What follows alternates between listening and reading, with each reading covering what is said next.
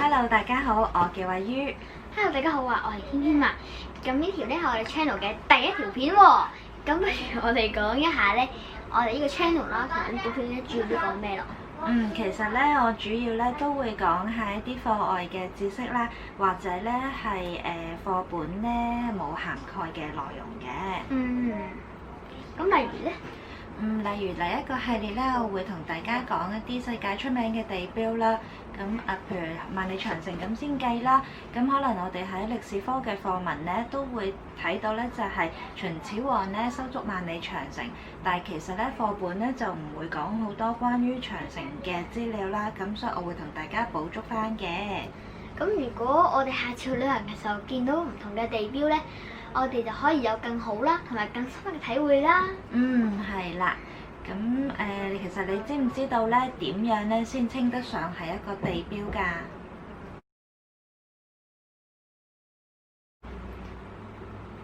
？Landmark 今次係中環係咪一個商場啊？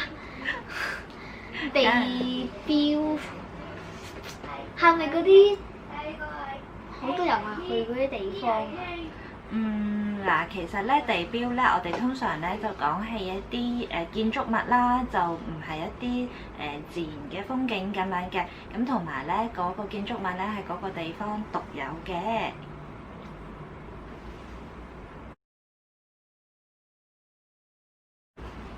所以咧一啲好多國家都有嘅嗰啲主題樂園咧，其實咧係唔算地標㗎。OK，咁我哋事不宜遲啦，即刻開始講我哋地標系列嘅第一個地標啦。好啊，咁咧第一個地標咧，我想同大家講法國嘅巴黎鐵塔。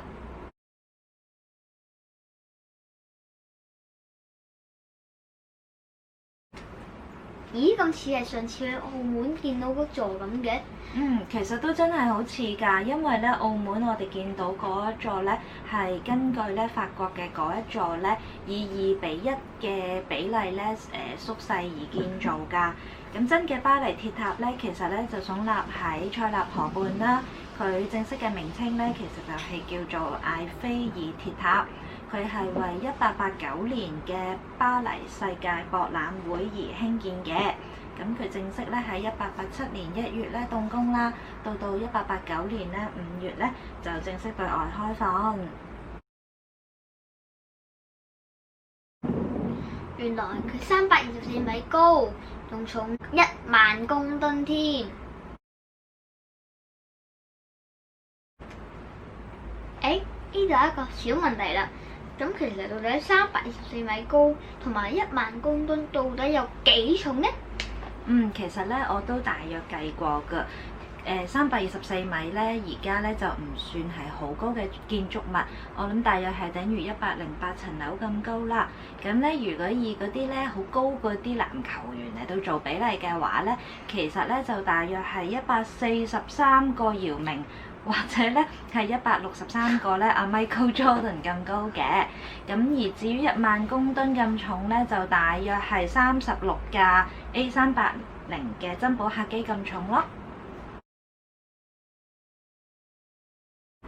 佢咧屬於咧女空塔啦 Lattice Tower 嘅呢一種建築物嚟嘅，即係咧嗰啲咧睇起上嚟咧好似即係挑空咗啦，呈網狀結構嘅高塔嘅建築物。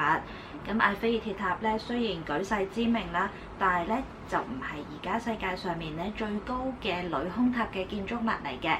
咁你又知唔知道而家最高嘅女空塔喺邊一座啊？最高嘅女空塔係咪日本東京嘅？應該係日本東京嘅晴空塔啊。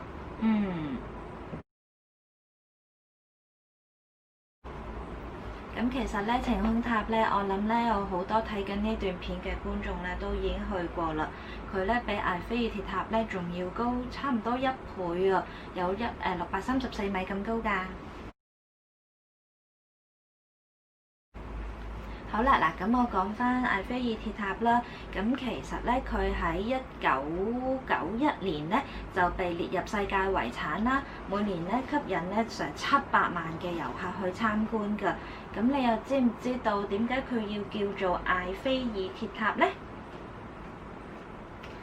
埃菲爾好似嗰啲外國人嗰啲名咁樣嘅喎。咁埃菲爾係咪建築師又或者設計師嗰啲名嚟嘅咧？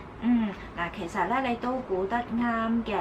咁咧法國人埃菲爾先生嘅嗰間公司咧就負責興建巴黎鐵塔啦。咁所以起好咗之後咧，就以埃菲爾先生個名咧嚟命名呢個鐵塔嘅。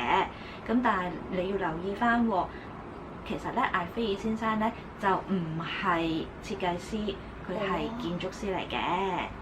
哦，原來係咁。不如我哋同大家講下埃菲爾鐵塔其他有趣嘅資料啊。好啊。嗱，其實咧喺巴黎鐵塔嘅頂層咧有一間埃菲爾先生咧為自己建造嘅辦公室嘅，佢喺嗰度咧都接見過唔少名人嘅，其中咧就有包括咧發明家愛迪生先生。好，咁咧第二咧就係咧，其實咧法國政府咧喺鐵塔落成咗之後20年咧，係打算拆咗佢噶。咁好彩咧，又係埃菲爾先生聰明啦，喺頂層嗰度咧就放咗好多無線電通訊設備啦。咁法國政府咧見嗰啲設備咧咁有用咧，所以咧就冇拆到巴黎鐵塔咯。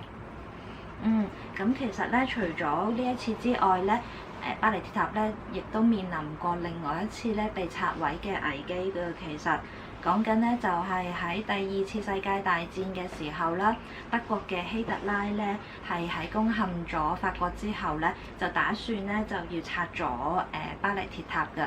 咁好彩咧，佢呢一個命令咧就冇人去執行啦，唔知點解。咁咧發覺呢個巴黎鐵塔咧先至得以保存到而家嘅。咁法國嘅士兵咧，佢哋喺撤走嘅時候咧，又咧將咧升降機嘅嗰啲電纜咧剪斷咗啦。咁咧等嗰啲德國嘅士兵咧，要行好多層樓咧，先至可以上到去咧掛佢哋嗰支旗嘅。好，而最後咧就係咧，其實咧巴黎鐵塔咧啱啱落成嘅時候咧，其實係紅色㗎。咁佢每7年咧都要重新油一次啦。咁之後咧就油過唔同嘅顏色。咁所以我哋咧好多時見到咧巴黎鐵塔嗰啲相咧就都唔係紅色嘅。咁其實咧每年咧要幫巴黎鐵塔重新再油咧，除咗係為咗保持佢嗰個靚樣之外咧，仲有一個更加重要嘅功能咧，就係咧防止嗰啲鐵咧係會生鏽㗎。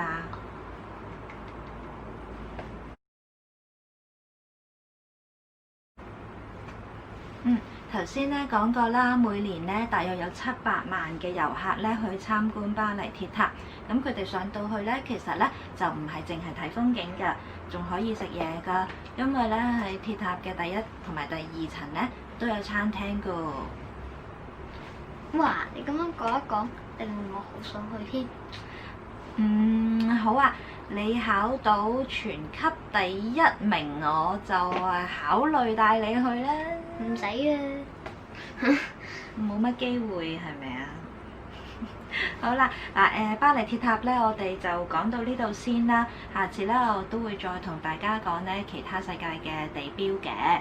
咁如果咧喺睇緊呢段片嘅觀眾咧，覺得我哋呢段片咧內容健康啦，對你哋有裨益，咁咧可以 like 下啦、share 下啦，甚至咧 subscribe 我哋呢一個 channel 嘅。咁當然啦，亦都好歡迎咧，你哋俾啲意見我哋啦，留言啦，咁等我哋咧喺之後嘅片段咧係可以做得更加好嘅。好啦，咁我哋就喺度咧就完啦。咁我哋希望咧大家冇俾我哋悶親啦。好啦，好啦，拜拜。